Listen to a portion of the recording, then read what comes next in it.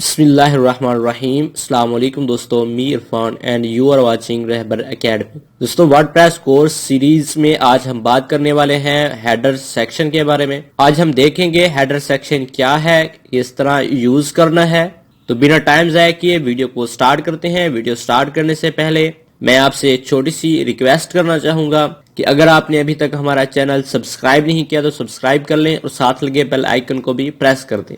दोस्तों, मैंने अपनी वर्डप्रेस वेबसाइट ओपन की हुई है। मैं जाऊंगा अपीयरेंस में।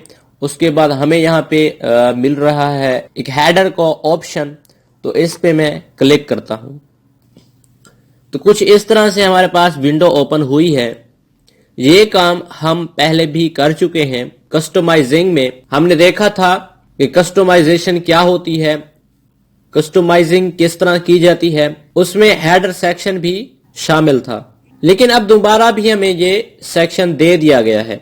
यहां से भी आप चेंजिंग कर सकते हैं अगर आप कोई हेडर सेक्शन में चेंजिंग करना चाहते हैं। तो जस्ट मैंने आपको दिखाना था, सेम वही प्रोसेस है। यहाँ पे मैंने वीडियो लगाई थी, ये उसका लिंक है। तरीका मैंने बताया था। यहाँ पे जाके ये देखें, सिलेक्ट वीडियो पे क्लिक करता हूं।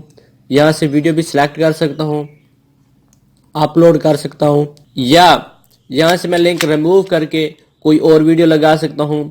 इमेज भी ऐड कर सकता हूं। यहां से मैं ये सिलेक्ट करूंगा तो हमारी ये इमेज आ गई जो डिफॉल्ट थी।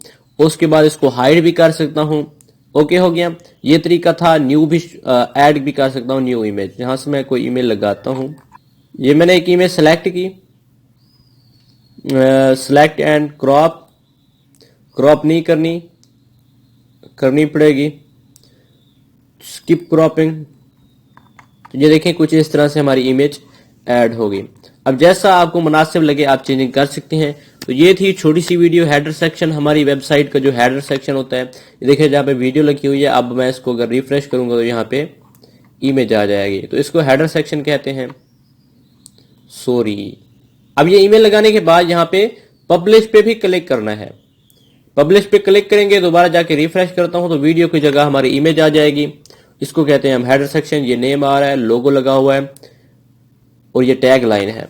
तो ये चेंजिंग जो है वो हेडर सेक्शन में होती है।